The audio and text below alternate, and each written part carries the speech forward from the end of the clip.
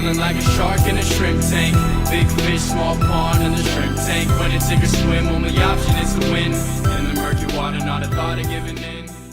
Hey everybody, welcome to the post-show wrap-up of the Shrimp Tank. I am your co-host Ted Jenkins, sitting here today with my co-host Lee Heisman.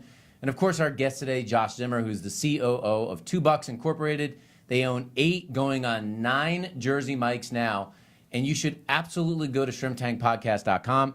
That's where you can check out his entire broadcast. We talked about franchising and entrepreneurship, hiring employees, and much, much more. If you ever thought about going into franchising, especially in the restaurant business, this is the episode that you'll want to listen to. You can always download all of our podcasts on iTunes, Google Play, Stitcher, SoundCloud, or you can go on YouTube and see our some 160-plus entrepreneurs, because that's what we're here for in the Shrimp Tank every week, is to help you get your MBA in entrepreneurship.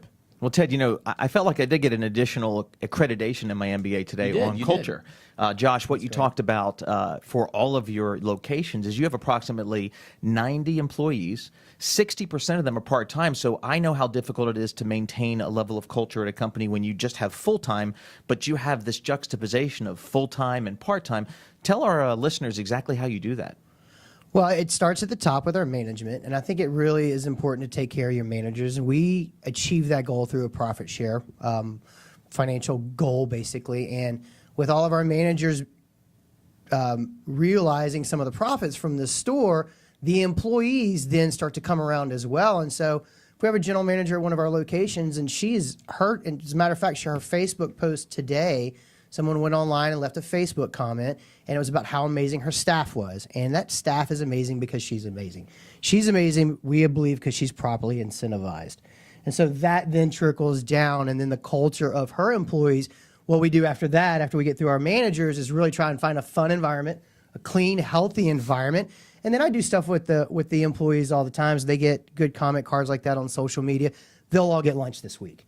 So I'll send a couple of pizzas in this afternoon or something like that. But it's extremely important to find employees that want to be there, that want to come into work every day, versus the employees that need to work. Because a need to work employee will need to work somewhere else next week. It'll need to work for an extra 10 cents somewhere else. So we look for managers that appreciate being part of a profit share program, that train their employees based on culture to come to work and want to be there and deliver product and service at the highest level possible. Now, you've been very successful as a franchisor in the Jersey Mike's system, and Jersey Mike's obviously a large national franchise. But for those of you that are watching the post-show wrap-up of the Shrimp Tank and think to themselves, should I get into a franchise? What are some of the pros and cons about being a franchisor? Yeah, well, the pros are that the systems are in place, so that you can find a brand or a concept or a business that you enjoy or appreciate that aligns with your personal life goals, right? Maybe it's not a restaurant, but maybe it's a suit tailoring company or whatever it is. Sure. You research your company, you find out the best ones that are out there, but it's no cakewalk. I mean, regardless of whether or not the systems are in place for you or not, you have to be the one that goes in Monday through Sunday and really put the work in. Well, they give you a playbook, right? But you still have to do the work, right? Yeah, it's like being in school. There's a textbook, but if you don't study and you don't try, you're going to fail. And so you have to study. I love the way we talked about culture and the way that you take care of your staff, because when you get them lunch, it sounded like you brought other food in, which is quite funny. You bring other food into your restaurant, which just doesn't make them work to have to create their own food. No, absolutely not. And then, listen, if it gets delivered and it's cold, right, or they don't bring the napkins, we can look at that and say, hey, this is how we can do better. And then we'll go out to dinner and we'll see what good service looks like from a full-service restaurant, even though we're fast casual. And so I'll let them see the other side of what other restaurants do and bringing in food as part of it. Well, Josh, what really struck a chord with me was the grinder here. You know, I'm called a hustler all the time, and I feel like I'm sitting next to a version of myself, kind of a carbon copy, because what you talked about on the show was how you and your wife leveraged your last penny, and a lot of people see your success today, but what was it like, and what do you recommend for entrepreneurs that are in an opportunity where they can leverage their last penny to take a risk? Yeah, it's hard. I mean, it's really hard. And it's 12 months before you've leveraged every penny that you even start to see a penny come back. So you have to make sure your bills are okay, and you have to make sure that your spouse, in this case my wife, is okay, that she's going to be pulling a lot of weight while I work nights and weekends, right? And I was scrubbing floors and walls for the first couple of years, and it's paid off. But there's a lot of grind in the beginning. When you leverage every dollar that you have, it's very stressful.